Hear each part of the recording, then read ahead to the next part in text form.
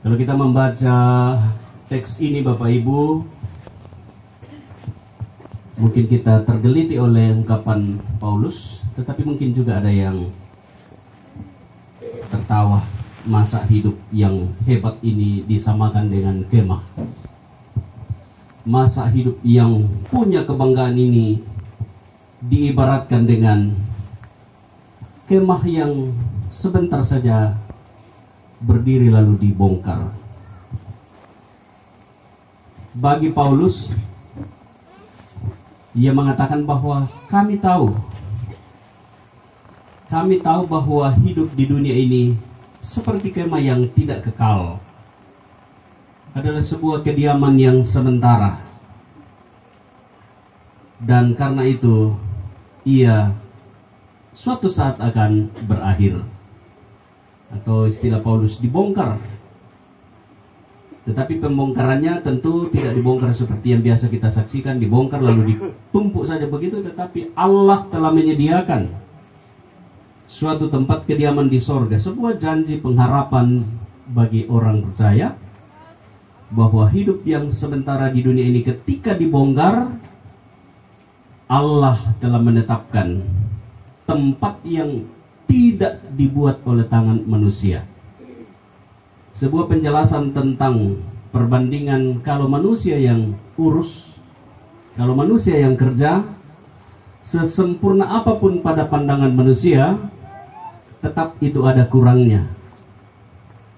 Karena itu tempat yang Allah siapkan, kalau kita baca di Yohanes 14 yang disebut rumah Bapa, adalah tempat kediaman yang kekal, yang tidak dibuat oleh tangan manusia. Karena itu Paulus mau tekankan bahwa hidup di dunia ini memang sifatnya sementara, karena kita adalah ciptaan yang fana, atau kita adalah halikah.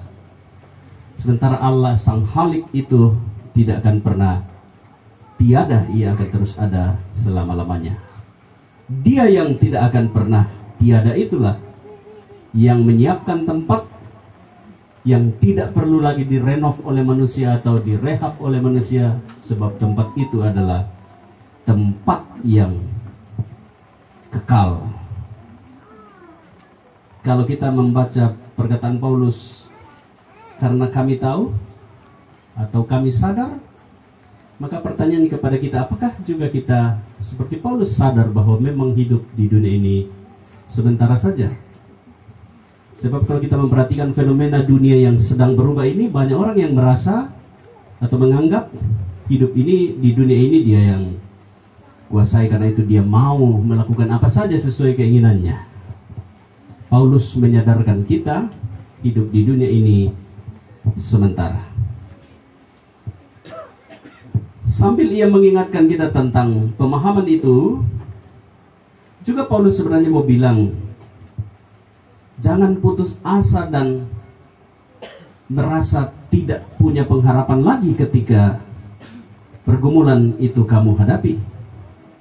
Jangan lagi sedih dan putus asa, sebab sedih itu memang akan dialami manusia, tetapi Allah adalah sang kekal yang merancang dan memberikan penghiburan dan penguatan yang akan selalu menopang kita. Karena itu di saat kita mengalami hal-hal yang menyedihkan seperti ini, kita diingatkan untuk tidak berputus asa. Sebab apa yang terjadi dan dialami manusia itu sesungguhnya ada dalam pengetahuan Allah.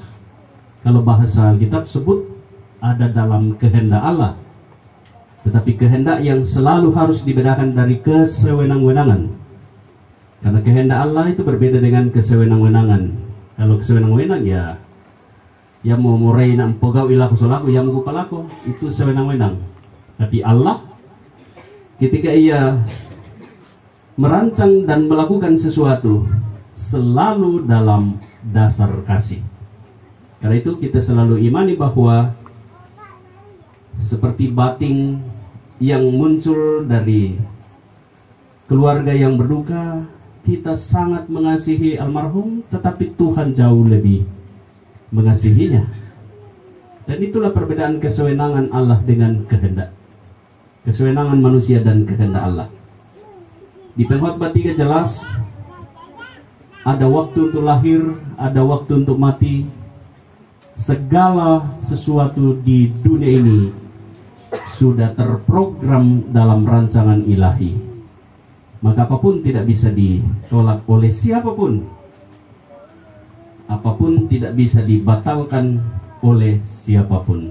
Karena ia dalam program ilahi yang tentu selalu berdasarkan pada kasih-Nya. Sebab hakikat Allah adalah kasih. Bapak Ibu saudara-saudara yang dikasihi Tuhan, mati itu soal waktu saja. Ada orang mati di rumah sakit, ada orang mati di rumah, bahkan ada yang sedang dalam perjalanan mati. Waktu kami kuliah dulu ada dosen yang bilang begini, kebetulan kampus menghadap ke jalan raya, tiba-tiba lewat pembalap, lalu dosen bilang begini, yang sedang membalap itu adalah jenazah. Maksudnya? Tidak berapa lama, game. Artinya tidak ada orang yang rancang, tidak ada orang yang tahu sesingkat apa umur kita atau sepanjang selama apa kita hidup di dunia ini. Mati itu soal waktu, dan karena itu ketika ada waktu yang Tuhan beri seperti kata pengkhotbah, mari kita isi dengan baik. Kita manfaatkan, kita melakukan hal-hal seperti pesan lagu tadi. Kita benahi diri dan hidup ini. Saudara terkasih, almarhum Tandung Lolo ini meninggal dalam usia yang relatif muda bagi saya. Beliau baru kurang lebih 44 tahun. Kalau di bener ini lahir 80, rupanya itu dipertua 1 tahun. Jadi sebenarnya jalan 44 tahun. Masih sangat muda. Usia yang produktif. Karena itu wajar kita menangis, karena kita butuh dan mengharapkan dia hadir di tengah-tengah keluarga. Apalagi ia baru punya anak yang sedang kuliah. Cindy baru semester 4 ya. Masih sangat butuh kasih sayang orang tua. Lalu apakah Tuhan tidak sayang kepada keluarga ini? Ketika ia harus memisahkan ayah yang begitu dibutuhkan dan dikasih. Kalau kilas balik pelayanannya, beliau sangat aktif di pelayanan. Sejak pindah ke Mamuju Tengah menjadi majelis gereja, sampai akhir hidupnya ia masih tercatat sebagai seorang anggota majelis gereja. Waktu tsunami Palu, Bapak Ibu, ada kesaksian seorang jemaat yang mengatakan begini, yang di depannya ia lihat seorang bapaknya yang aktif dalam pelayanan, tetapi tinggal baju di badan yang ia bawa ke pengungsian. Lalu dia menggerutu di pengungsian, katanya, kenapa Tuhan, orang yang aktif melayanimu justru menghadapi musibah begini? Di depan matanya Fortunernya tenggelam, rumah yang mewah tenggelam, bahkan mobil tamunya tenggelam. Kasihan. Ia menggerutu di pengungsian. Lalu ada seorang ibu di sampingnya bilang begini, "Nak, untung kamu masih selamat bapakmu. Saya di depanku orang tuaku tenggelam." Lalu spontan anak ini sadar, ternyata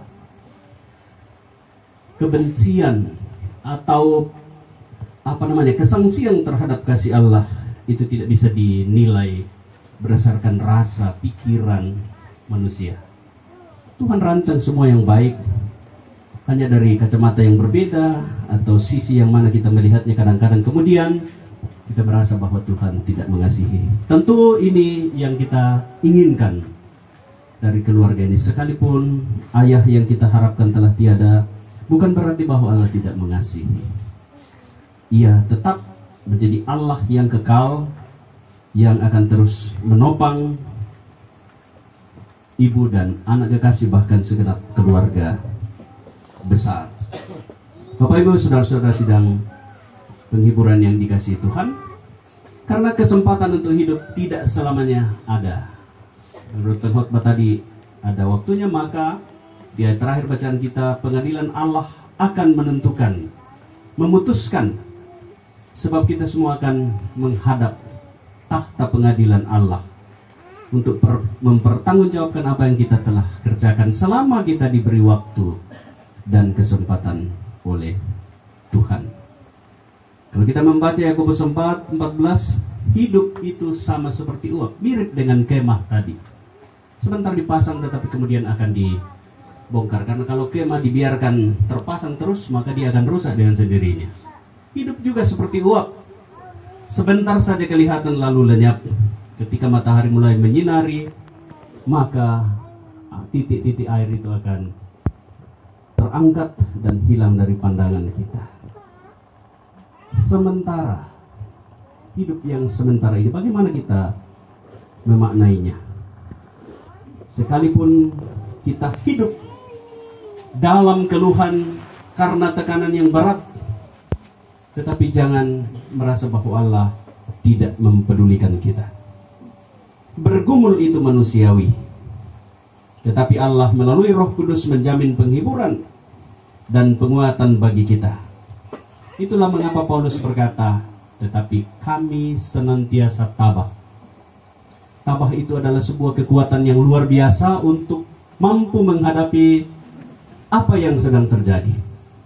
Kalau kita tidak tabah menghadapi sesuatu, ya maka kita bisa brutal melakukan pembalasan, atau bahkan bisa lari terbirit-birit menjadi orang yang ketakutan. Paulus bilang kami senantiasa tabah, dan bahkan terlebih suka kami beralih dari tubuh ini untuk menetap pada Tuhan. Tetapi yang tak kalah pentingnya ialah ketika masih hidup di dunia ini, kita hidup untuk memberi buah. Paulus menekankan tabah, hati kami tabah. Mengapa hati yang tabah? Karena hati itu adalah inti hidup manusia. Apa yang dipikirkan, apa yang akan dilakukan kalau hati menolak, pasti tidak dilakukan. Mau melakukan sesuatu yang tidak baik tapi hati melarang, kalaupun kita nekat sekali pasti terpaksa kita lakukan, tapi menyesal pada akhirnya. Karena itu betapa pentingnya hati dijaga. Hati yang tabah akan sanggup menjalani apa yang terjadi, sadar bahwa memang duka ini begitu menyakitkan, tetapi kemudian pengharapan tidak akan hilang, sebab kita tahu bahwa Dia yang kekal itu terus bersama dengan kita. Karena itu sekali lagi tak kalah pentingnya bagaimana kita hidup dalam pengharapan ketika Ia masih memberi kesempatan. Saudara kita yang telah meninggal ini, Wahyu bilang sedang beristirahat dari jerih lelah. Pelayanan beliau begitu padat dalam pelayanan gereja, juga dalam tugas-tugas negara. Dan kini ia telah beristirahat dari jerih lelahnya. Tidak ada pelayanannya yang sia-sia. Tidak rugi ia melayani selama ini. Karena sepanjang hidup yang Tuhan beri, ia gunakan untuk Tuhan, sembari mengerjakan tugas-tugas negara sebagai tanggung jawab. Karena itu ia beristirahat dari jerih lelahnya. Hidup ini seperti musafir. Perjalanan atau siarah rohani kita adalah seperti musafir. Musafir itu tidak butuh yang lain-lain. Satu saja yang dia butuh adalah istirahat. Kapan aku beristirahat? Karena itu Wahyu menggunakan kata ini. Orang yang meninggal, ia beristirahat dari jerih lelah. Sebab itulah hal yang sangat dirindukan oleh seorang peziarah rohani. Hidup kita Bapak Ibu juga sama dengan seorang musafir. Kita mengembara di dunia ini, tetapi kita butuh yang namanya istirahat. Karena itu ketika orang meninggal, biasa kita ucapkan rest in peace, beristirahat dalam damai. Karena ia telah mengakhiri seluruh pertandingan yang ia kerjakan. Di benar ini tertulis, aku telah mengakhiri pertandingan, aku mendapat mahkota kehidupan. Dan saya kira itu ada dalam kehidupan saudara terkasih kita, almarhum Bapak Tandung Lolo. Karena itu Bapak Ibu, sidang penghiburan yang saya kasih dalam Tuhan, sekali lagi kita harus selalu sadar, sesadar-sadarnya bahwa hidup ini sementara, sehingga kita terus berusaha untuk menjaga hidup ini yang Tuhan beri. Dalam ajaran iman Kristen kita percaya, hidup yang berharga ini, baginya Kristus telah mati, bahkan telah bangkit. Karena itu bagaimana merespons kebaikan Allah itu, antara lain dengan cara menjaga hidup, menjaga hati dan hidup ini untuk terus berkenan kepada Tuhan. Bahwa kematian memang selalu berdampak buruk, menyedihkan. Kami sering diskusi-diskusi mengatakan kalau kematian terjadi itu merusak seluruh program. Sebaik apapun program yang kita sudah rancang, ketika kematian terjadi maka semua akan batal dengan sendirinya. Tidak bisa kita kerjakan. Karena itu kita sedih dibuatnya. Tetapi sekalipun kematian itu terjadi, kesedihan itu terjadi, kasih Tuhan tidak akan pernah berkesudahan. Ia akan selalu datang tepat waktu. Pertolongannya selalu ya dan amin untuk menopang saudara-saudara kita semua dalam duka ini. Karena itu selalu sekali lagi penguatan kepada saudara terkasih, ibu yang ditinggalkan oleh almarhum, istri yang ditinggalkan almarhum, ayah yang meninggalkan anak kekasih dan keluarga besar. Percayalah bahwa penghiburan Tuhan, topangan Tuhan akan selalu menopangmu. Demikian juga seluruh yang hadir hari ini. Kami semua, kita semua datang mau bilang kepada keluarga di sini, kami ada bersamamu, menopangmu. Kami ada untuk menjadi sandaran. Paling tidak kita menjadi orang-orang yang tidak saja berbelasungkawa kepada saudara-saudara kita, tetapi kita benar-benar menjadi bagian, berempati terhadap apa yang dialami saudara-saudara kita, sehingga perlahan-lahan namun pasti duka itu akan dihadapi dalam iman yang tertuju kepada Kristus. Karena itu jangan ragu bahwa Tuhan Yesus akan selalu membangun iman, akan menopang, menguatkan kepada anak kekasih Cindy. Tuhan berfirman dalam Mazmur 27, sekalipun ayahku telah meninggalkan aku, ayahku dan ibuku telah meninggalkan aku, tetapi Tuhan menopang aku. Ini harus menjadi penguatan dan penghiburan bagi anak kekasih. Demikian juga seluruh keluarga. Tuhan berfirman di Yohanes 14 ayat 18, aku tidak akan meninggalkan kamu sebagai yatim piatu. Ia akan selalu hadir untuk menopang, menguatkan. Dan sebagaimana yang menjadi kesaksian teman-teman dalam sepelayanan, almarhum ini telah mengakhiri pertandingan dan dengan baik, dan kini ia telah mencapai garis akhir. Iman kita mengatakan itu benar, sebab selama ini hidupnya ia berikan dan persembahkan untuk Tuhan. Karena itu dengan hikmat Tuhan kita akan menghadapi semua. Menutup khotbah ini ada sebuah pesan tentang Ayub. Ia berkata, dalam satu malam aku kehilangan semua anggota keluargaku, kehilangan harta benda. Keluarga dan harta benda dalam hidup manusia itu dua hal yang sangat dijunjung tinggi. Tapi semuanya Ayub dalam sekejap hilang. Namun ia tidak pernah menuduh Tuhan, apalagi atau mencurigai Tuhan, tidak adil kepadanya. Ia percaya bahwa semua yang terjadi ada rancangan ilahi baginya. Karena itu kepada keluarga dan kita semua yang berduka, rancangan Tuhan pasti akan terus dinyatakan bagi kita di tengah-tengah duka ini. Terlebih kepada anak yatim dan ibu janda yang kehilangan suami, orang tua yang kehilangan anak, dan kita sekalian. Biarlah Tuhan melalui kuasa Roh Kudus akan menopang, menguatkan, menghiburkan, sehingga memang kita menangis karena kita mencintai, kita mengasihinya, tetapi juga kita percaya bahwa Allah sanggup menghapus air mata kita dalam duka yang berat seperti ini. Tuhan menolong dan memberkati kita, dan khotbah ini akan ditutup dengan persembahan pujian dari saudara-saudara dari Tobada. Kau rangkai air mataku menjadi permata. Silakan.